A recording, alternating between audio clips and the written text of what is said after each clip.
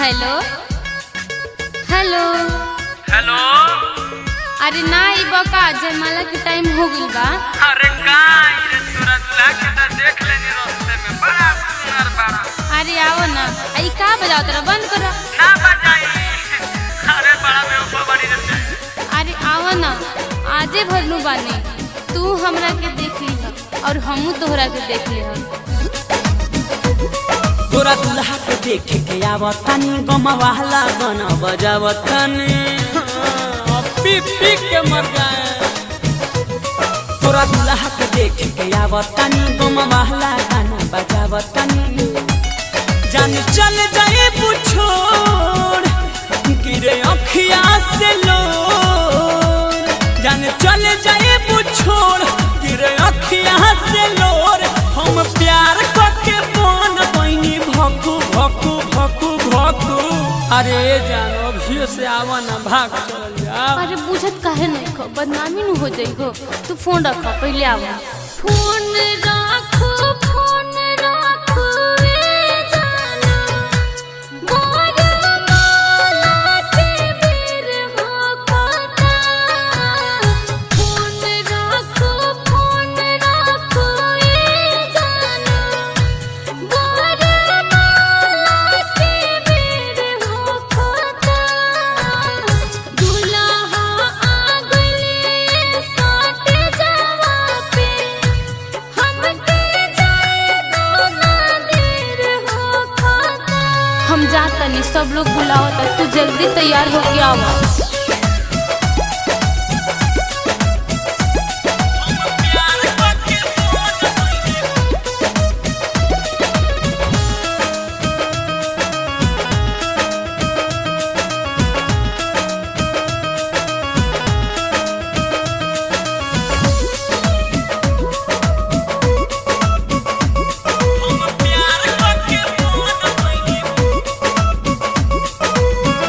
देखला जाई तुहरा मांग में है से नूर हो आँखिया के सोझा हमारा हो जही बुदूर हो। ए जा बोला ना रोहनी कुमार जबले रोहनी तुहार हो आज सफर के रही अधिकार हो। बोलया के कपाई झूठा पतल उठाई बोलया के कपाई झूठा पतल उठाई सब नाची हम बनब मोह ताकू ताकू ताकू ताकू। का हो जौन बोलतनी इहे विचार बा। अरे ना हो तोहरा ला स्पेशल व्यवस्था बा। फोन रखो ए जाना मोर माला के बेर हो पता फोन रखो ए जाना मोर माला के बेर हो पता दूल्हा आ गइले सोच जावा पे हमके जाए तो ना देर हो खाता।